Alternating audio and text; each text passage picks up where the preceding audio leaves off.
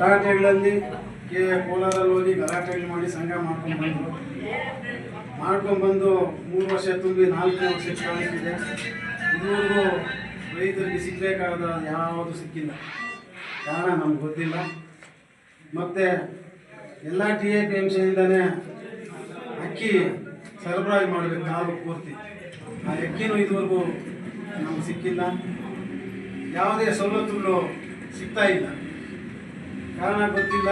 ನಾವು ಗ್ಯಾಸಂಬಳಿನಲ್ಲಿ ಒಂದು ಗೊಬ್ಬರದ ಅಂಗಡಿ ಅಂತ ಅಲ್ಲಿ ಮಾಡಿದ್ವಿ, ಅಲ್ಲೇ ಆಗಲಿಲ್ಲ. ಮತ್ತು ಬೇತ್ಮಳದಲ್ಲಿ ಮಾಡಿದ್ದೀವಿ, ಇನ್ನೂ ಅಲ್ಲಿ ಸೇರ್ಕೊಳ್ಳೋಕ್ಕಾಗಲಿಲ್ಲ. ಇಲ್ಲಿ ಆರ್ಥಿಕ ಸ್ಥಿತಿ ಭಾಳ ಅಧೋಗತಿಯಲ್ಲಿದೆ. ನಾನು ಎಷ್ಟು ಸರಸದಿಂದ ಹೇಳ್ತಾ ಇದ್ದೀನಿ, ಹೊಸದಾಗಿ ಷೇರ್ದಾರನ್ನ ಮಾಡಿಕೊಂಡ್ರೆ ಅಂತ ಹೇಳ್ತಾನೆ ಇದ್ದೀನಿ. ಇದುವರೆಗೂ ಒಂದು ಶೇರ್ ಸಾಕಾಗಲಿಲ್ಲ ನಮ್ಮ ಕೈಯಲ್ಲಿ. ಯಾಕೆ ಈ ಥರ ಆಗ್ತದೆ ಅಂತ ನಾವು ನಿರ್ದೇಶಕರಾಗಿ ಹೇಳ್ಬಾರ್ದು. ಬಟ್ ನಮ್ಮ ರೈತರು ನಮ್ಮ ಮೇಲೆ ಒತ್ತಡ ಆಗ್ತಾ ಇದ್ದಾರೆ. ನಿಮ್ಮ ನಿರ್ದೇಶಕ ಮಾಡಿದ್ದೀವಿ, ಇದುವರೆಗೂ ಯಾಕೆ ನಮ್ಮ ಶೇರು ಕಟ್ಟಕ್ಕೆ ಅವಕಾಶ ಕೊಡ್ತಾ ಇಲ್ಲ ಅಂತ ದಯವಿಟ್ಟು ಅಧ್ಯಕ್ಷ ಉಪಾಧ್ಯಕ್ಷ ಎಲ್ಲ ನಿರ್ದೇಶಕರು ನಾನು ನನ್ನ ವೈಯಕ್ತಿಕವಾಗಿ ನಾನು ಮನವಿ ಮಾಡ್ತಾ ಇದ್ದೀನಿ. ನಾಳೆ ಮುಂದಿನ ವಾರದ ಅಲ್ಲಿ ಶೇರ್ ಕಟ್ಟಕ್ಕೆ ಒಂದು ಅವಕಾಶ ಮಾಡಿಕೊಡ್ರಿ. ರೈತರಿಗೆ ಆಸೆ ಇದೆ, ನಾವು ಅಲ್ಲಿ ಶೇರ್ದಾರ ಆಗಬೇಕು, ನಮಗೆ ಸವಲತ್ತುಗಳು ಸಿಕ್ಕಬೇಕು ಅಂತ. ಇಲ್ಲಿ ಸವಲತ್ತುಗಳಿಲ್ಲ ಅಂತ ಶೇರ್ದಾರ ಕಟ್ಕೊಳ್ಳೋಕ್ಕೆ ಅಂತ ಯಾವುದೇ ಕಂಡೀಷನ್ ಇಲ್ಲ. ರೈತರು ಪಾಣಿ ಇದ್ದವರು ನಮ್ಮ ತಾಲೂಕು ಸೇರಿದವರು ಯಾರಾದರೂ ಇಲ್ಲಿ ಶೇರ್ ಕಟ್ಬೋದು. ನಾನು 3 GBM ಅಲ್ಲಿ ಹೇಳ್ತಾ ಇದ್ದೀನಿ, ಈ ಸತಿ ಬರೀರಿ ಅಂತ. ಇದುವರೆಗೂ ಬರ್ದಿಲ್ಲ. ಅದು ನಮ್ಗೆ ಬೇಸರ ಇದೆ, ಎಲ್ಲ ನಿರ್ದೇಶಕರಿಗೂ ಬೇಸರ ಇದೆ, ರೈತರಿಗೆ ಇನ್ನೂ ಬೇಸರ ಇದೆ. ಯಾಕೆ ನೀವು ಶೇರ್ ಕಟ್ಸ್ಕೊತಾ ಇಲ್ಲ ಅಂತ ನಮ್ಮ ಬೀದಿಯಲ್ಲೆಲ್ಲ ಕೇಳ್ತಾರೆ. ನಾವು ನಾಳೆ ಕಟ್ಸ್ಕೊತೀವಿ, ನೆಕ್ಸ್ಟ್ ಮಂತ್ ಕಟ್ಸ್ಕೊತೀವಿ, ಮುಂದಕ್ಕೆ ಹಾಕ್ಕೊಂಡ್ಬರ್ತಾ ಇದ್ದೀವಿ. ಇನ್ನು ನಮ್ಮ ಅವಧಿ ಇರೋದು 1.5 ವರ್ಷ ಇದೆ. 1.5 ವರ್ಷಕ್ಕೆ ಮೊದಲೇ ದಯವಿಟ್ಟು ಈಗ ಎಷ್ಟು ಫಿಕ್ಸ್ ಮಾಡ್ರಿ. ರೈತರು ಕಟ್ಟಕ್ಕೆ ರೆಡಿ ಇದ್ದಾರೆ. 2,500 ಮಾಡ್ತೀರಾ, 3,000 ಮಾಡ್ತೀರಾ, ಕಟ್ಟಕ್ಕೆ ರೆಡಿ ಇದ್ದಾರೆ, ಕಟ್ಲಿ. ಯಾವುದನ್ನ ಅನುಕೂಲ ಇವತ್ತಲ್ಲ ನಾಳೆ ಅನುಕೂಲ ಬಂದೇ ಬರುತ್ತೆ. ಇದೇನು ಮುಚ್ಚೋಗಲ್ಲ. ನಡೆಸ್ತಾ ಇದ್ದಾರೆ, ಕೈನಿಂದ ಸಂಬಳ ಕೊಟ್ಟು ಬಾಡಿಗೆ ಕೊಟ್ಟು ಅಧ್ಯಕ್ಷರು ನಡೆಸ್ತಾ ಇದ್ದಾರೆ. ಅಧ್ಯಕ್ಷರ ಬಗ್ಗೆ ನಮ್ದು 2 ಮಾತಿಲ್ಲ. ನಡೆಸ್ತಾ ಇದ್ದಾರೆ, ನಡೆಸ್ಕೊಂಡು ಹೋಗಲಿ. ಇನ್ನು ಮುಂದಿನ ಸತಿ ಗೆಲ್ಲಿ ನಡೆಸಲಿ. ಆದರೆ ಶೇರ್ ಕಟ್ಟಕ್ಕೆ ಅವಕಾಶ ಕೊಡಿ. ಈಗಾಗಲೇ ನಮಗೆ ಒಂದು 2 ಕಡೆ ಸೈಡ್ ಅಲಾಟ್ ಆಗಿದೆ. ಅದು ಸ್ವಲ್ಪ ಅಡ್ವಾನ್ಸ್ ಕೊಟ್ಟಿದ್ದೀವಿ, ಅದು ಇನ್ನೂ ಆಗ್ತಾ ಇಲ್ಲ. ಅದನ್ನು ಮುಂದುವರಿಸಬೇಕು. ಅದಕ್ಕೂ ಕಾಸಿಲ್ಲ, ಯಾವುದಕ್ಕೂ ಕಾಸಿಲ್ಲ. ಅದಕ್ಕೆ ದಯವಿಟ್ಟು ಒಂದು 500 ಶೇರ್ ಕಟ್ಕೊಂಡ್ರೆ ಒಂದಷ್ಟು ಕಾಸು ಬರುತ್ತೆ. ನಿಮ್ಮ ಕೈನಿಂದ ತಪ್ಪುತ್ತೆ ಸಂಬಳ ಕೊಡೋದು, ಬಾಡಿಗೆ ಕೊಡೋದು. ಈ ದಿನ ನಾನು ಅಧ್ಯಕ್ಷರ ಉಪಾಧ್ಯಕ್ಷರು ಮನವಿ ಮಾಡ್ತೀನಿ, ಇವತ್ತೇ ರೆಜುಲೇಷನ್ ಮಾಡಿರಿ. ದಯವಿಟ್ಟು ರೈತರು ಸೇರ್ಪಡೆ ಆಗಲಿ. ಅದೃಷ್ಟ ನಮ್ಮ ಅದೃಷ್ಟ ಯಾರು ಕಿತ್ಕೊಳ್ಳೋಕ್ಕಾಗಲ್ಲ. ನಾಳೆ ಯಾರ ರೈತ ಈಗ ನಾನು ಕಟ್ಟೋದು ನನಗೆ ಆಗ್ತಾನಾ, ನೀನು ಕಟ್ಸೋದು ನಿನಗೆ ಆಗ್ತಾನ? ಯಾರಿಗೆ ಅದೃಷ್ಟ ಆದರೆ ಅವರು ಆಗ್ತಾರೆ, ನಿರ್ದೇಶಕರು ಆಗ್ತಾರೆ, ಅಧ್ಯಕ್ಷರು ಆಗ್ತಾರೆ. ನಾವು ಕಟ್ಸ್ಕೊಂಡ್ರೆ ಅದು ನಮಗೇನೋ ತೊಂದರೆ ಆಗ್ತಾ ಆ ಭಾವನೆ ತೆಗೆದು ಬಿಸಾಕ್ಬಿಡ್ರಿ. ಆ ಭಾವನೆ ಇಟ್ಕೋಬೇಡ್ರಿ. ರೈತರಿಗೆ ಅನುಕೂಲ ಆಗಲಿ.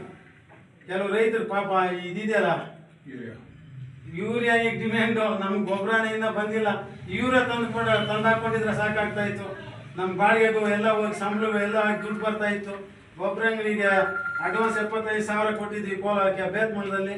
ನಾವಿನ್ನ ಬೋರ್ಡ್ ಹಾಕಿಟ್ಟಿದ್ದೀವಿ ಅಷ್ಟೇ, ಇನ್ನು ಸೇರ್ಕೊಂಡಿಲ್ಲ. ಅದು ಒಂದು ಪ್ರಯತ್ನ ಮಾಡಿರಿ. ಮತ್ತು ಇನ್ನು ಕೆಲವೆಲ್ಲ ಇದಾವಲ್ಲಪ್ಪ, ಮಾಡಿರಿ ದಯವಿಟ್ಟು. ಯಶಸ್ವಿ ನನಗೆ ಅನುಕೂಲನ ಆಗಲಿ ರೈತರಿಗೆ. ನಮ್ದು ಇಲ್ಲಿ ಶೇರೇ ಇಲ್ಲ ಅಂದರೆ ಅವ್ರು ಯಶಸ್ವಿ ಕಟ್ಟೋಕ್ಕಾಗಲ್ಲ. ಹಾಲು ಡೈರಿಗಳು ನಿಂತೋಗಿದ್ದಾವೆ. ಯಾವ ಊರಲ್ಲಿ ಎಲ್ಲ ಊರಲ್ಲಿ ಹಾಲು ಡೈರಿಗಳಿಲ್ಲ. ಅದಕ್ಕೋಸ್ಕರ ಇಲ್ಲಿ ಶೇರ್ದಾರ ಆದರೆ ಅವ್ರಿಗೊಂದು ಅನುಕೂಲ ಆಗ್ತದೆ. ಆಗಲಿ ಅಂತ ಹೇಳ್ತಾ ಈ ಒಂದು ಸಭೆ ಕರೆಸಿ 2 ಮಾತು ಮಾತನಾಡೋ ಅವಕಾಶ ಕೊಟ್ಟ ಎಲ್ರಿಗೂ ಅನಿಸುತ್ತಾ ಜೈ ಹಿಂದ್ ಜೈ ಕರ್ನಾಟಕ. 2024-25 ಸರ್ವ ಸದಸ್ಯರ ವಾರ್ಷಿಕೋತ್ಸವಕ್ಕೆ ಬಂದಿರತಕ್ಕಂತಹ ಎಲ್ಲ ಸದಸ್ಯರಿಗೆ ಹಾಗೂ ನಮ್ಮ ಸಂಘದ ಉಪಾಧ್ಯಕ್ಷರಾದಂತಹ ಲಕ್ಷ್ಮಿಗೆ ಬಂದಿದ್ದೀರಾ. ಎಲ್ಲ 3 ವರ್ಷದಿಂದ ಎಲ್ಲ ಸಹಕರಿಸಿಕೊಂಡು ಬರ್ತಾ ಇದ್ದೀರಾ ಎಲ್ಲ ಸದಸ್ಯರು ಹಾಗೂ ನಮ್ಮ ನಿರ್ದೇಶಕರು.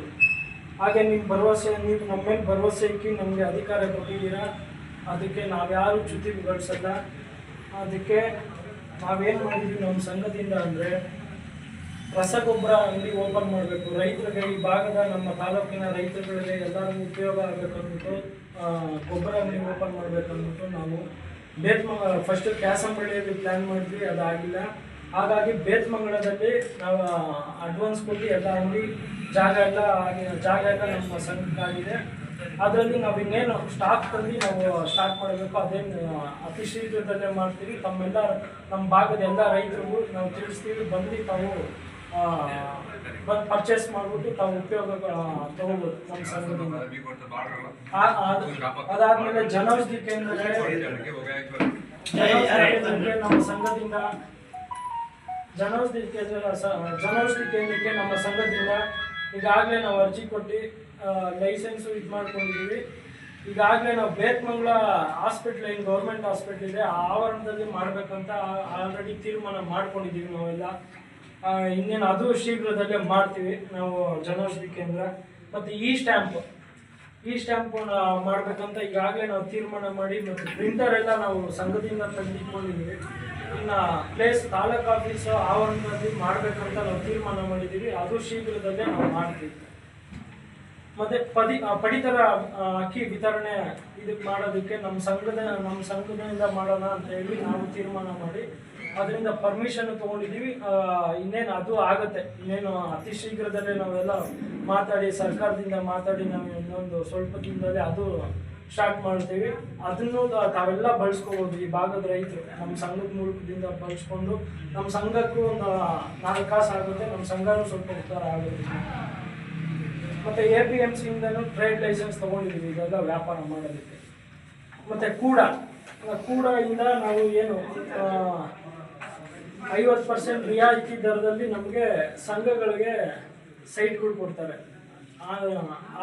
ಅದಕ್ಕೋಸ್ಕರ ನಾವೇನು ಮಾಡಿದ್ವಿ, ನಮ್ಮ ಸಂಘಕ್ಕೆ ಜಾಗ ಇಲ್ಲ, ತಾಲೂಕು ವಿಂಗಡೆ ಆಗೋದ್ರಿಂದಲೂ ನಮ್ಮ ಸಂಘಕ್ಕೆ ಜಾಗ ಇಲ್ಲ, ಸ್ವಂತ ಜಾಗ ಅನ್ನೋದು ಯಾವುದೂ ಇದ್ದಿಲ್ಲ. ಅದಕ್ಕೋಸ್ಕರ ಕೂಡದಲ್ಲಿ ಅಪ್ಲೈ ಮಾಡಿ 3 ಸೈಟ್ ಅಪ್ಲೈ ಮಾಡಿದ್ದೀವಿ. ಅದರಲ್ಲಿ ಬೇತ್ಮಂಗಲದಲ್ಲಿ 6,500 ಚಿಲ್ಲರೆ ಅಡಿ ಇದೆ. ಅದಕ್ಕೆ ಆಲ್ರೆಡಿ 10% ನಾವು ದುಡ್ಡು ಕಟ್ಟಿದ್ದೀವಿ. ಇನ್ನು ಮಿಕ್ಕಿದ್ದು ದುಡ್ಡು ಕಟ್ಟಬೇಕು. ಆಮೇಲೆ ಇದು ನಾಚೆಪಲ್ಲಿಯಲ್ಲಿ ಅಲ್ಲೂ 2 ಸೈಟ್ ನಾವು ಇದು ಮಾಡಿದ್ದೀವಿ. ಅದಕ್ಕೂ 10% ಕಟ್ಟಿದ್ದೀವಿ. ಇನ್ನೇನು ಅದನ್ನು ಕಟ್ಟಿ ನಾವು ನಮ್ಮ ಸಂಘಕ್ಕೆ ವಶಪಡಿಸ್ಕೊತೀವಿ. ನಮ್ಮ ಸಂಘಕ್ಕೆ ಒಂದು ಜಾಗ ಆಗುತ್ತೆ, ಆಫೀಸ್ ಮಾಡಿ ಸ್ವಂತ ಜಾಗ ಮಾಡ್ಬೋದು. ಅದು ಈ ಧರ್ಮದ ಮಾಡೋಂಥ ಕೆಲಸ ನಾವು ನಮ್ಮ ಸಂಘದಿಂದ ಮಾಡೋಣ ಅಂತ ಅಂದ್ಕೊಂಡಿದ್ದೀವಿ. ತಮ್ಮೆಲ್ಲರ ಸಹಕಾರ ಬೇಕು.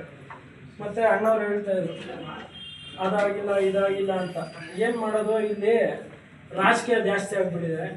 ನಾವು ರೈತರ ಸಂಘ ಥರ ನೋಡ್ತೀವಿ, ಹಂಗೆ ಇದ್ದೀವಿ. ಅಣ್ಣವರು ಅಷ್ಟೇ ಇವಾಗೇನೋ ಮಾತಾಡಿದ್ದಾರೆ ಪಾಪ. ಇಷ್ಟು ದಿನ ಎಲ್ಲ ನಾವೆಲ್ಲ ರಾಜಕೀಯ ಮಾತಾಡಬಾರ್ದು ಅದು ಇದು ಅಂತ ಹೇಳ್ತಾ ಇದ್ರು. ರಾಜಕೀಯ ಯಾರು ಮಾತಾಡಿಲ್ಲ.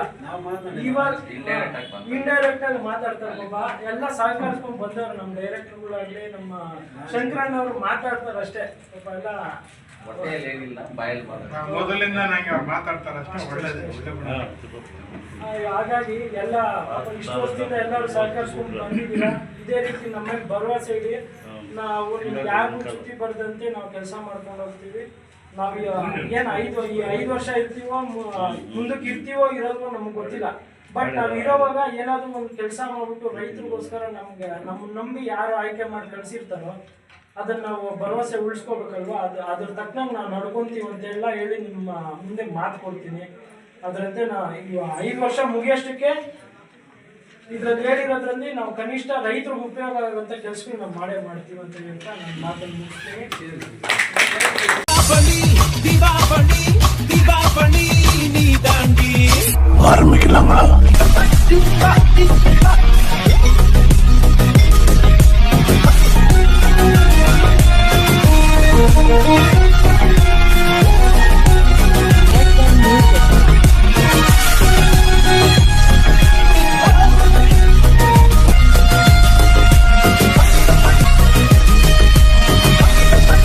தரம் என்றும் நிரந்தரம், தரம் என்றும் நிரந்தரம், தரம் என்றும் நிரந்தரம்.